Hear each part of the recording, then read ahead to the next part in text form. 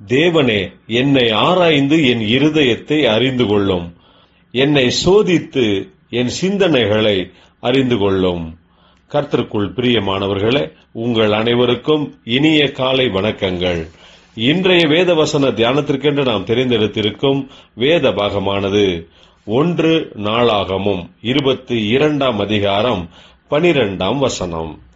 கர்த்தர் உனக்கு ஞானத்தையும் உணர்வையும் அருளிச் செய்து உன் தேவனாகிய கர்த்தரின் நியாயப்பிரமாணத்தை கைக்கொண்டு இஸ்ரவேலை ஆளும்படி உனக்கு கட்டளையிடுவாராக.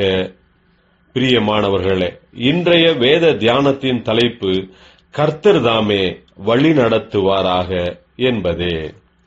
தாவீது ராஜா கர்த்தருக்கென்று ஒரு ஆலயத்தை கட்ட வேண்டும் என்ற விருப்பத்தினால் இடத்தை ஆயத்தம் பண்ணி இருந்தாலும், கர்த்தர் தாவீதினிடத்தில், நீ திரளான இரத்தத்தை சிந்தி பெரிய யுத்தங்களை நடப்பித்தபடியால் நீ என்னுடைய நாமத்திற்கு ஆலயத்தை கட்ட வேண்டாம் என்று சொல்லி அவனை தடுத்தார்.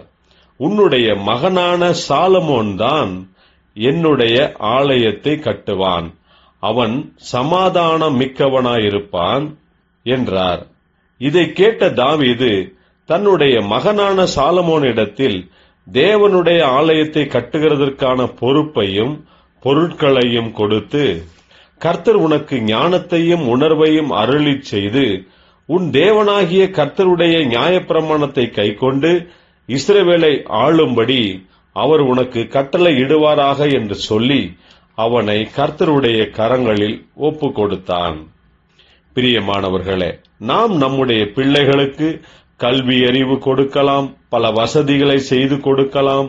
ஆனால் அவைகள் எல்லாவற்றிற்கும் மேலாக கர்த்தர் தாமே அவர்களுக்கு ஞானம், புத்தி, அறிவு இவைகளை கொடுத்து அவர்களை வழிநடத்தும்படிக்கு கர்த்தருடைய கரங்களில் நம்முடைய பிள்ளைகளை நாம் ஒப்பு கொடுக்க வேண்டும்.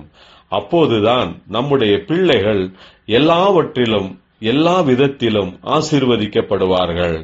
ஜெபிப்போம்.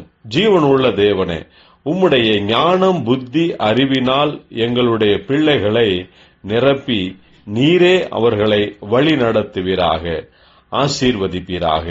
இயேசு கிறிஸ்துவின் நாமத்தில் ஜெபிக்கிறோம் நல்ல பிதாவே, ஆமேன்.